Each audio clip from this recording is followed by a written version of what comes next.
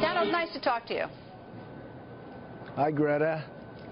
Donald, a lot going on in the world. I want to start first with foreign policy in North Korea. They have recently done a test that has shaken everybody, and you suggested that China get more involved, but no one's been able to solve this problem so far. So tell me what you would do. Well, they don't live and they don't breathe without China. China has a lot of power over North Korea. I've been saying this for a long time, and China is playing us like a fiddle. China's saying, well, we don't have that much power, we don't have that much control. They wouldn't get anything without China, and China has the power, and we have to tell China to straighten out the situation. I mean, you got this madman playing around with the nukes, and it has to end, and China has to do it. Now, we have power over China because of trade, because they suck us dry. They take our money, they take our jobs, they take everything. We get nothing. We lose hundreds of billions of dollars a year with China on trade. So, and frankly, if we ever stopped it, believe me, you'd see a depression in China like you've never seen a depression before. So we have power over China. We just don't know it. Our leaders just don't know it. China has to solve the North Korea problem. How serious a problem do you see this? I mean, look, you know, they've got, at least we know, atomic bombs, and Seoul, South Korea is a short distance away with probably 10 or 14 million people. And then every once in a while they do a test. I think the fourth test in about 8 years. How serious do you see this?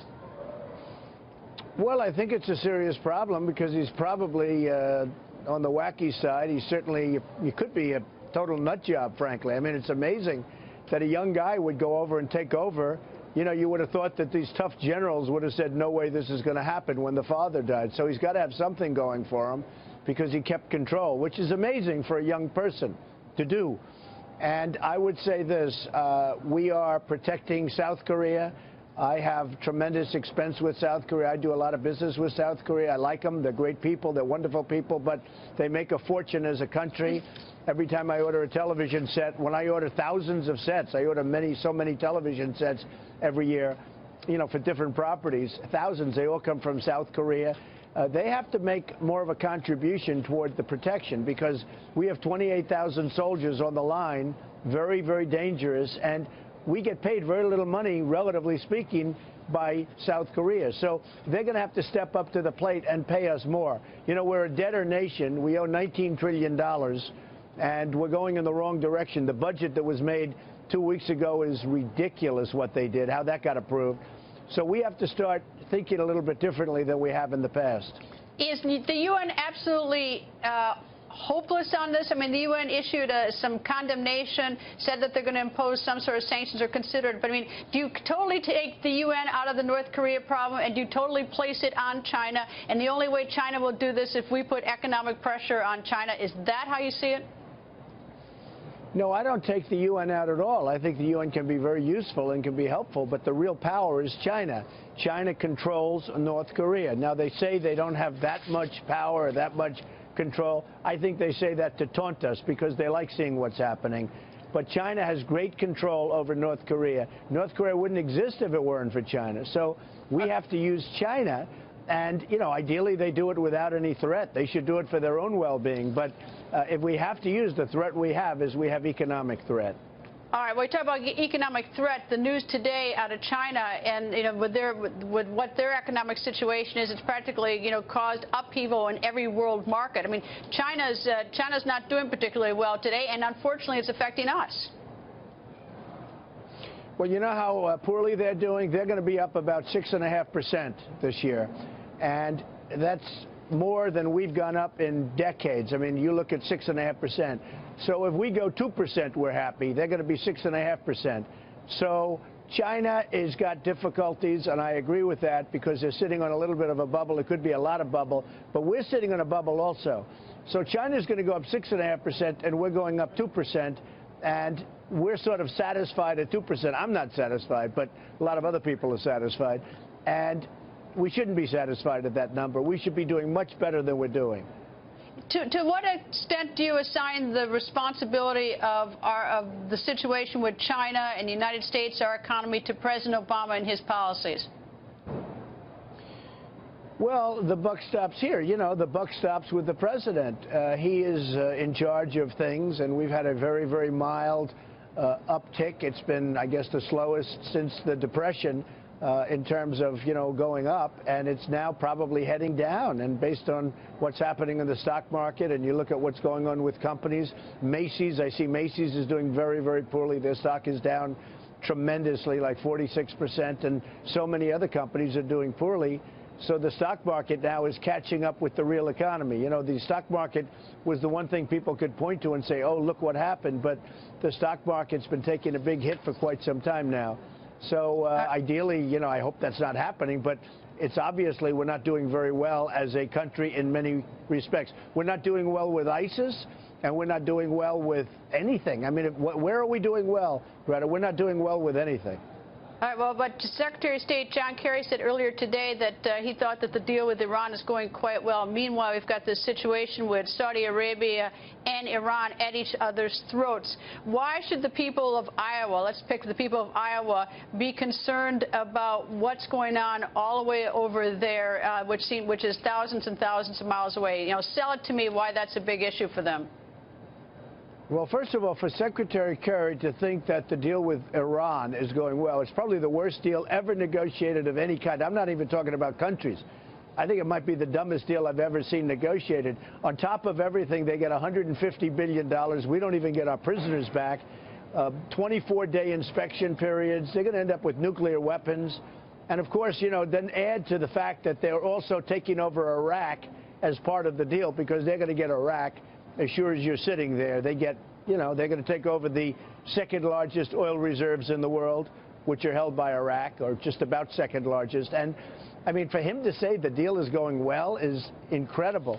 Now the embassy gets burned down in Iran, and I think Iran is using that as an excuse. They're in Yemen. You look at the border of Yemen, and that border is a very long, beautiful border along Saudi Arabia, and they're taking over Yemen because they want to go into Saudi Arabia. They want to get the oil.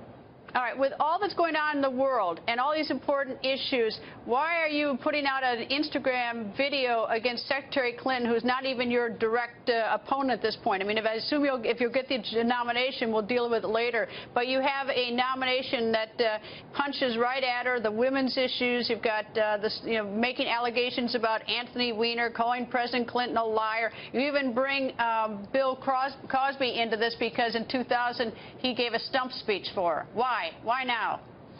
Well, it's something we do. We have very talented people in the Trump organization. They came at, I thought it was good in light of what they said. You know, they called me sexist. I said, you got to be kidding, calling me sexist. I have more respect for women than anybody, and I certainly have more respect for women than Hillary does. And I'll do much more for women if I'm elected. I'll do much more for women than Hillary would. Why do you think she doesn't have respect for women? I think with Hillary, it's all an act. It's all theatrical. It's her whole demeanor. I think it's all an act. I think she's gotten us into tremendous problems with, you know, you look at her things. Where you go anywhere you look, take a look at what's happened with Libya and Syria and all of the problems, the migration, everything. The Middle East blew up around her. Between her and President Obama, it blew up. And our country is a far less safe place right now than it was, and certainly it can be very much better. I will say this. If I win, our country will be a safe place again. All right. But that's a different issue. Libya, Saudi Arabia, the Middle East, and Secretary Clinton for the 4 years that she was Secretary of State and before that, Senator. That's different from, I mean, the hit you're doing on her now has to do with her personal story. No, it's just a response to what they said about me. It's nothing more than a response, and I think it's very accurate, and I think it's a very good response, and it's one of those things. I mean, when they hit me, they get hit back. It's one of those things. Have to do it. Indeed, you do hit back. All right, Senator Ted Cruz, you're now raised the issue of his birth. He was born in Alberta, Canada, to an American mother and a Cuban father. Why do you raise that now?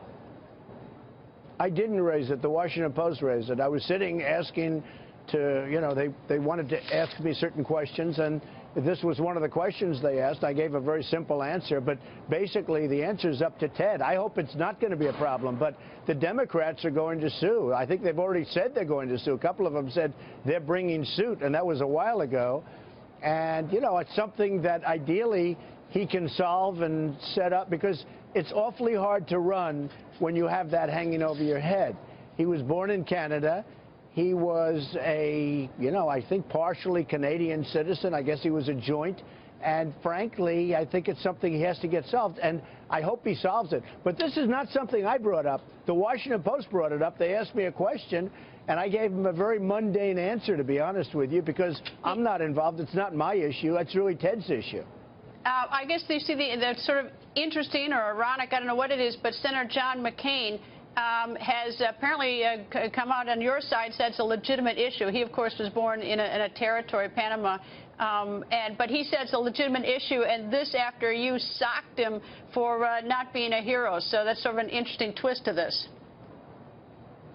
Well, I saw that he came out. I saw that he came out pretty strongly. And again, you're saying it's my issue. It's the Washington Post issue. It's not my issue. I was asked a question. What do I know about it? I'm not involved in it. But I would say that somebody like Ted, because the worst thing that can happen is he gets sued by the Democrats and that he's not allowed to run. I would say he should go to court and get what they call a declaratory judgment, where you ask the judge to make a ruling before the fact. And I think something like that would be very effective. I do think it's probably something that he should get off his shoulders, because it's a tough issue. I mean, he was born in Canada, and a lot of people see that. He was a Canadian citizen, I guess, for a long period of time. He gave it up, 14 or 18 months ago.